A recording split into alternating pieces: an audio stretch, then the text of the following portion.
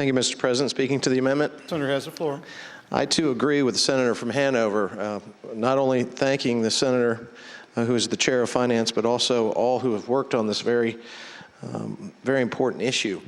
I come from an area where, quite frankly, our hospitals run at losses because, unlike in Northern Virginia, where the annual income can approach near 6 figures for a family, in my area, the annual income is in the 20s, 20,000 or more, but not much more. I would certainly believe that my hospitals in my area are going to benefit from an expansion of the Medicaid program.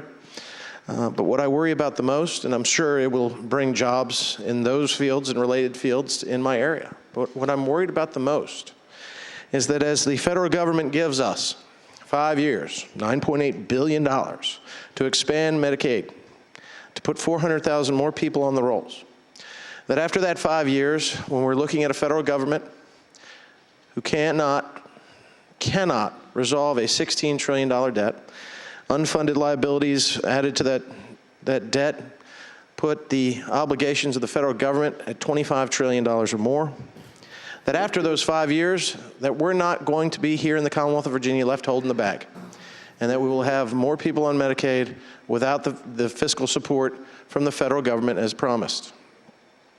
Well, I know there are many people that can benefit from that, and I am not only sympathetic, I understand it perfectly, whether it be the person who is in need of medical care, whether it be the hospital or the staff who need that infusion of cash so they can continue to run.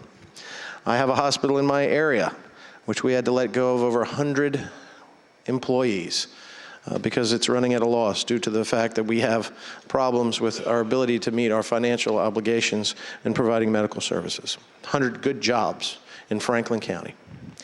But, Mr. President, my fear and concern of the federal government's ability to continue as they've stated they would in matching this money in expansion of Medicaid for the Commonwealth of Virginia overrides what I know will be a great benefit to those who live in my area. So for those reasons, Mr. President, at this time, although I thank the senator who's the chairman of finance again for his hard work and the conditions precedent that he's put in here, Mr. President, this time I cannot support this amendment. Thank you, sir. Thank you, Senator.